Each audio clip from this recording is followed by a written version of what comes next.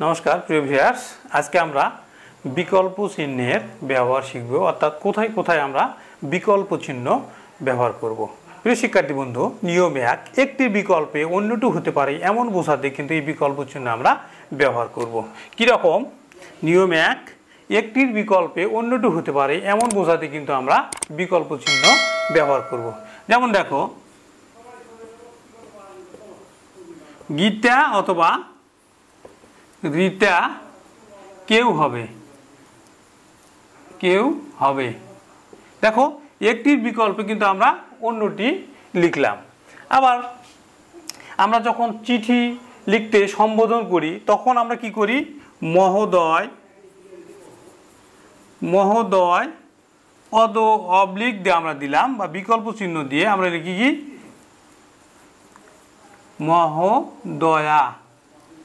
হয় মহোদয় হবে অথবা মহোদয়া হবে। আবার যদি আমি লিখি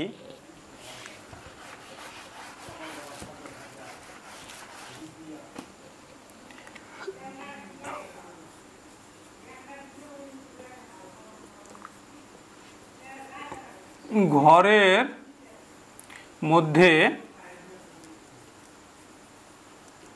বেশি লোক নেই তো হাইফেন বড় জোর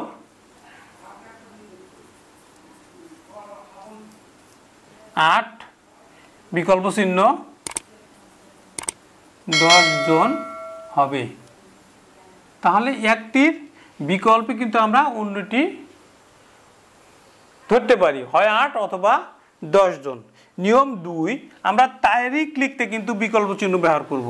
এর আগে কিন্তু আমরা তারিখ লিখতে বিন্দু চিহ্ন ব্যবহার করেছিলাম, নিশ্চয়ই প্রিয় ভিউয়ার্স মনে আছে। 2 নম্বর নিয়ম, তারিখ লিখতে আমরা কিন্তু এর আগে বিন্দু চিহ্ন ব্যবহার করেছিলাম। এই তারিখ লিখতে যেমন বিন্দু চিহ্ন ব্যবহার করা যায়, ঠিক তেমনি এই বিকল্প চিহ্ন কিন্তু ব্যবহার করা যায়। যেমন দেখো, 11/08/2024 আমরা এভাবেও লিখতে পারি, বিন্দু চিহ্ন দিয়ে 8/2024।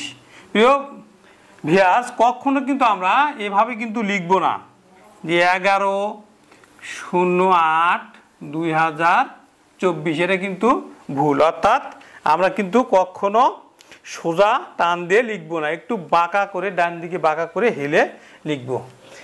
নিয়ম 3, ভগ্নাংশ লিখতে কিন্তু আমরা বিকল্প চিহ্ন ব্যবহার করব। কি লিখতে? ভগ্নাংশ লিখতে।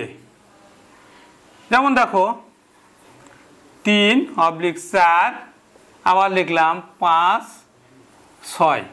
ভগ্নাংশ লিখতে কিন্তু আমরা এই বিকল্প চিহ্ন আমরা ব্যবহার করব।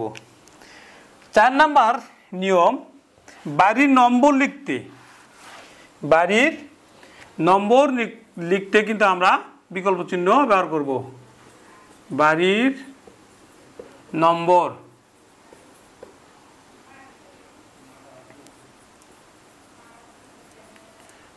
বাড়ির নম্বর লিখতে যেমন আমি লিখলাম 32/2 ক,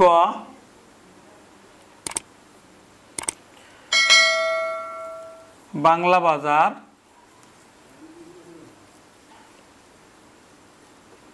ঢাকা 1200।